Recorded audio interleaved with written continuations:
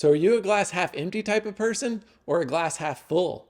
Either way, there's 10 things that you really need to know about Gainesville, but it all depends on how you look at it.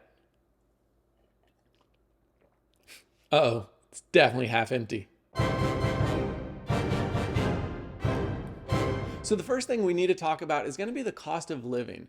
Now, no, Gainesville isn't California expensive, but if you're coming from Ohio, Indiana, or a place like Arkansas, you may be surprised. Let's jump into some actual examples. This house, which is on the outskirts of Gainesville, just about 15 minutes from downtown Gainesville, it's got 4 bedrooms and 2 bathrooms and a little over 2,000 square feet. It actually just sold for $454,000. Now this 1 bedroom, 1 bathroom apartment, it's got a great location and it's relatively close to campus. It would cost you just under $1,300 per month.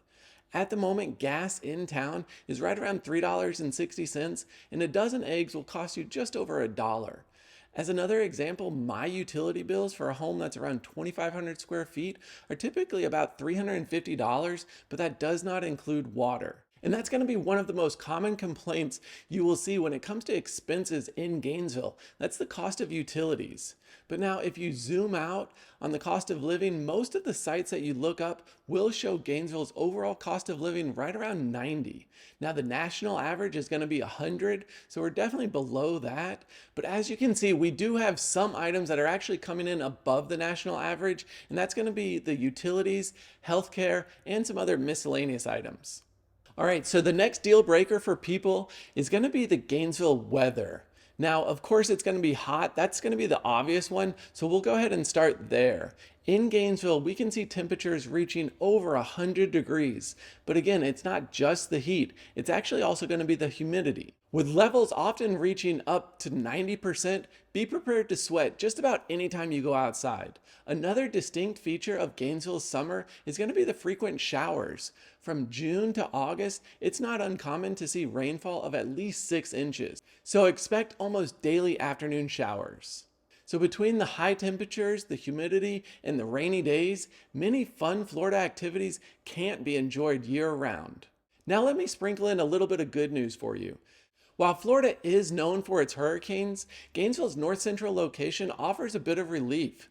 Though not entirely immune, the city is somewhat insulated from the major hurricanes that will often affect the coastal regions of the state.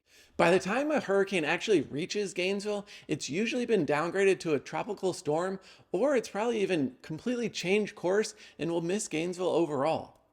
Next is the simple fact that many people just think Gainesville is a boring place to live. Gainesville's not exploding with activities, especially when you compare it to major cities like Miami, Orlando, or Tampa.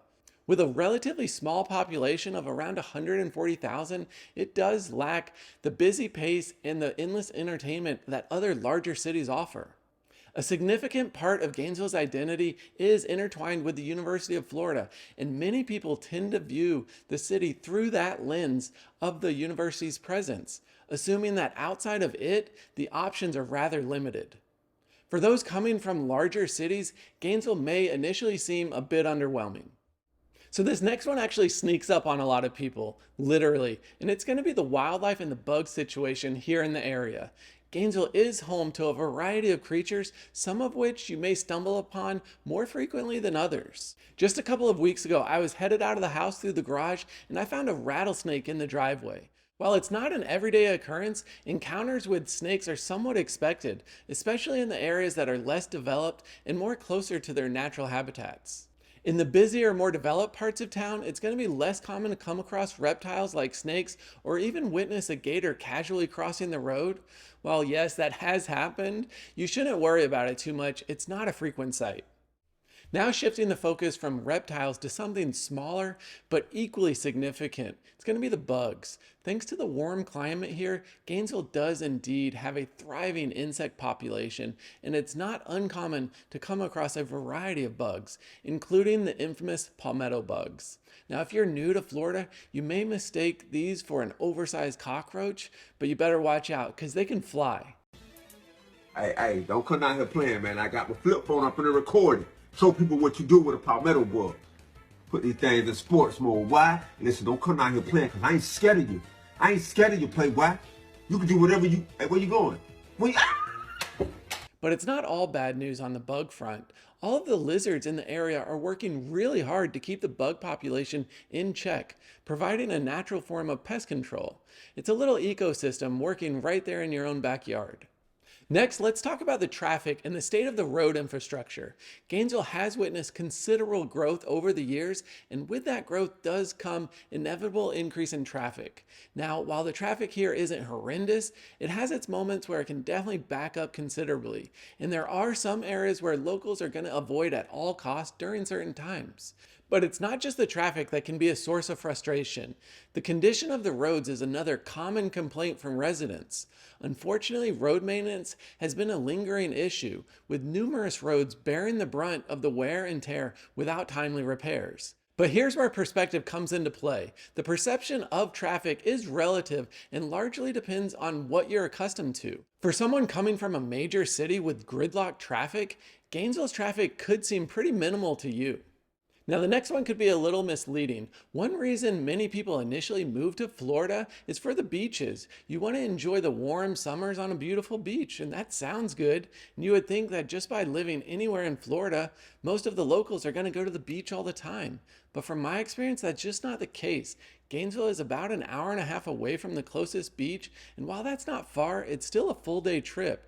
It could just be my family, but a single day trip to the beach just doesn't seem worth it. Once you pack everything up, make the drive, set up, get sandy and sunburnt, just to hop back in the car and drive home, what we usually do is end up going for a few days because we know we're not going to be going back anytime soon. So again, while it's nice to live in the Sunshine State and be surrounded by water, actually getting to see the beach may happen a lot less than you expect.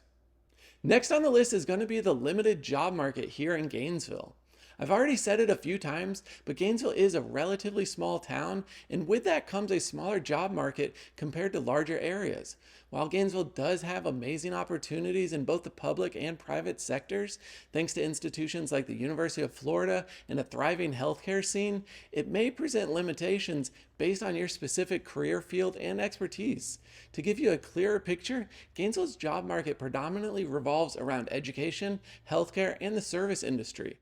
While these sectors can offer robust opportunities, the availability of roles in other sectors may be somewhat limited. Moreover, the close-knit community can often mean that job opportunities circulate through word of mouth and local networks, which can sometimes be harder to break into. This next one is a big one, and it comes up all the time. It's the crime rate in the city. With a quick Google search, you'll find several sources highlighting a relatively high crime rate in Gainesville. Websites such as Neighborhood Scout rank it at a 6 on the total crime index, where 100 represents the safest score. Naturally, such rankings and stats can raise concerns and even deter people from considering Gainesville as a potential place to live. However, as someone who has spent a lifetime in Gainesville, I'll say that these statistics might not mirror every individual's experience. If a crime rate is a significant concern for you, try connecting with locals who have firsthand experience living here. Speaking with residents may provide you with a local perspective of what life in Gainesville is really like. Now, also remember, I am a local real estate agent here in Gainesville, and I was actually born and raised here. So if you do have any questions about the area or you're thinking about moving here, definitely don't hesitate. Give me a call, shoot me a text, or send me an email and let me know what questions you have and how I can help. Now, moving on, I hate to be the bearer of bad news, but did you know Gainesville also has sinkholes? Unfortunately, Gainesville is home to areas susceptible to sinkholes, and a notable incident occurred just a few years ago when a significant sinkhole opened up in northwest Gainesville. While these instances can be triggered by heavy rainfall, many of the sinkholes I've seen open up usually are in retention ponds, yet that can still be a major concern to residents. The limestone bedrock that the city is built on can dissolve over time due to a natural process, leading to the creation of these sinkholes. So if you're planning a move to the area and purchasing a home, definitely talk with your insurance company regarding sinkhole coverage. In tandem with the sinkhole issue, Gainesville also has several low-lying areas that are prone to flooding, especially during the heavy rainy season.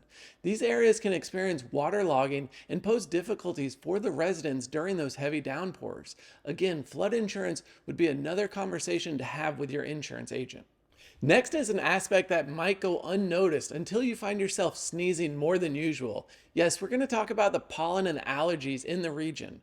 Gainesville does find itself in the medium to high range on the pollen index, and for those with sensitivities or allergies, this can indeed be a pressing concern. The rich biodiversity of the region brings with it a pollen season that is practically stretches year round. While pollen is a constant companion, it peaks notably in the months of April, May, and again in September. These months see a higher concentration of pollen in the air, potentially exaggerating allergy symptoms for many residents. For those with pre-existing allergy issues, it's indeed a good idea to be prepared. Many residents find themselves having to stay indoors during peak pollen season just to avoid the discomfort that comes with these high pollen levels. Wow, so there's two things that could be happening right now. Either you just really don't like Gainesville and you want to hear what bad thing I have to say next, or you're just really curious about the positive things Gainesville has to offer. Now, depending on which group you're in, you'll have to pick between these two videos. So which group are you in? You going with this one? Or is it going to be this one? What are you waiting for? Which one do you want?